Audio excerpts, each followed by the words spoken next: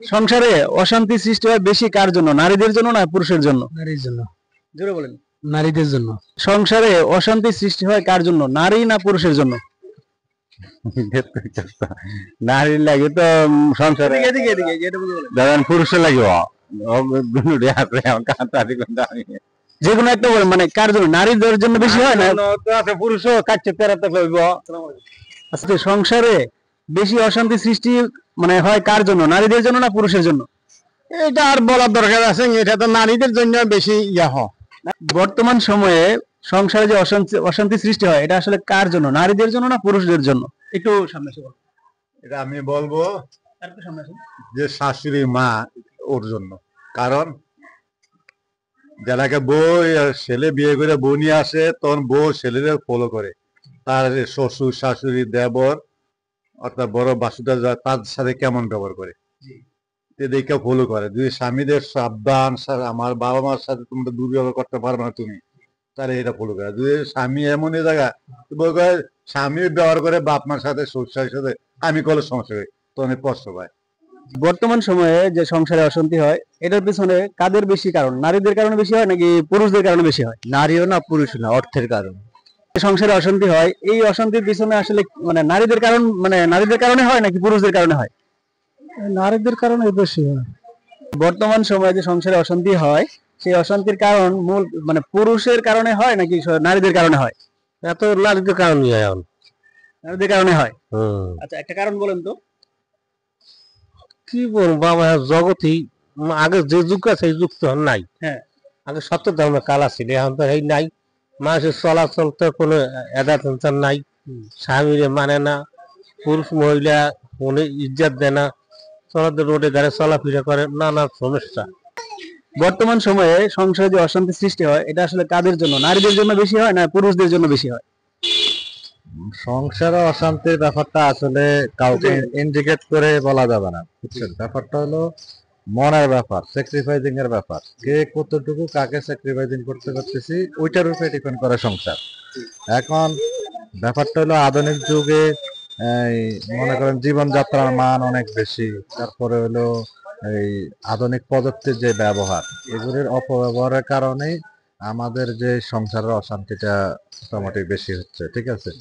আর এছাড়া অন্যান্য জিনিস ব্যাপার আছে, যেমন অনেক সময় শাশুড়িদের ক্ষেত্রে দেখা যায়, অথবা অন্যরা এগুলোতে আপনার ইনফ্লুয়েন্স করে। তবে এককভাবে কাউকে দায় দেওয়া যাবে না যে নারীকে দায় দিবে পুরুষকে দায় দিবে না, এটা না। অনেক নারীও কিন্তু সংসারের জন্য অনেক চেষ্টা করে, তো নারীকেও প্রাধান্য দিতে হবে। আমরা কি করি, পুরুষ বেশি প্রাধান্য দেয়। আমার নারী যদি ঠিক থাকে তাহলে আমার জেনারেশন ভালো হবে, আমার সংসার ভালো হবে। এখন নারীকে শুধু আপনি সংসারে আনে যদি শুধু কাজের জন্য চিন্তা করেন যে শুধু কাজ করবে বাচ্চা পালবে, তাইলে হবে না। তাকেও ফার্স্ট প্রায়োরিটি দিতে হবে। তার যে সমস্যাগুলি এগুলি রিকগনাইজ করতে হবে, এগুলি আবার অ্যাড্রেস করে সমাধান করতে হবে। অবশ্যই আমি আমার সংসার করতেছি, আমি আমার ম্যাডামকে আমি স্যাক্রিফাইস করতেছি, তার যে ব্যাপারগুলি আছে সেই ব্যাপারগুলি তাকে দেখেছে। আমি অনার্স সেকেন্ড ইয়ারে বিয়ে করেছি, মাস্টার্স করাইছি তাকে, তাকে এখন আমার ফ্যাক্টরির দায়িত্ব তাকে দিয়ে দিচ্ছি। আমি বাইরে দেখতেছি, ও ভিতরে দেখতেছি। দুইজনের সাথে আমাদের আন্ডারস্ট্যান্ডিং হচ্ছে, তুমি ভিতরে দেখবা আমি বাইরে দেখবো। বাচ্চা সেও দেখতেছে আমি দেখতেছি, আলহামদুলিল্লাহ। আমাদের 5 বছর সংসার, আমাদের একদিনও আলহামদুলিল্লাহ মনোমালিন্য হয় না। একদিনের জন্য হয় না, আলহামদুলিল্লাহ। দর্শকদের আপনার কি বলার আছে? দর্শকদের হচ্ছে উভয় উভয়কে স্যাক্রিফাইস করতে হবে, উভয় উভয়কে সময় দিতে হবে।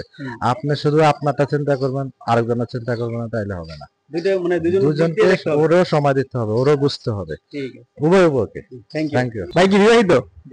আচ্ছা, বর্তমান সময়ে যে সংসারে অশান্তি হয় এই অশান্তির পিছনে আসলে কারা বেশি দেয়, নারীরা না পুরুষরা? উভয় পক্ষে। উভয় পক্ষই।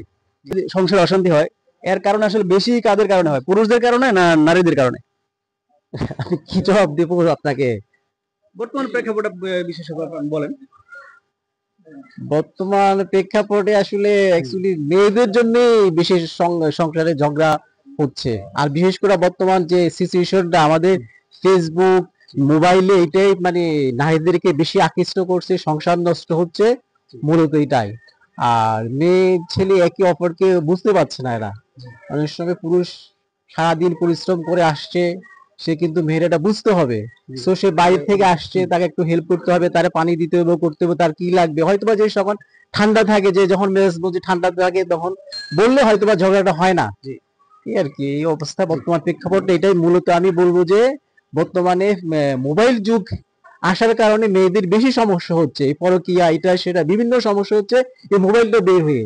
আর বিশেষ করে মেয়েদেরকে পর্দার বাইরে দেওয়াটা আমাদের জন্য খুব সমস্যা হচ্ছে, পর্দার বাইরে দেওয়াতে বেশি ঝগড়া হচ্ছে, পরকীয়ার প্রেম হচ্ছে, এইগুলা আমি মনে করি। জি, তাহলে মানে আপনি দর্শকদের উদ্দেশ্যে বলেন যে কি করলে আসলে এখান থেকে আমরা বের হয়ে আসতে পারি, সংসারের অশান্তিটা কম হইতে পারে।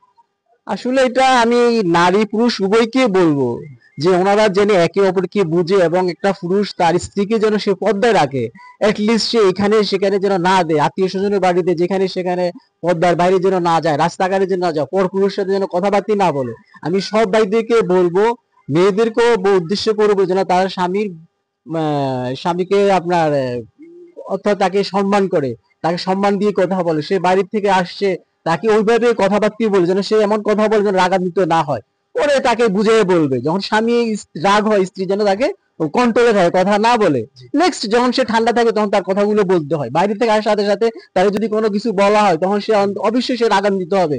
সো আমি আমার বোনদেরকে বলবো বা স্বামীদেরকে বলবো একে অপরকে বুঝতে হবে, তাইলে সংসার মূলত ঠিক থাকবে, শান্তি হবে। শান্তি হবে সংসারে। এই আর কি। ঠিক আছে, থ্যাংক ইউ। ওকে।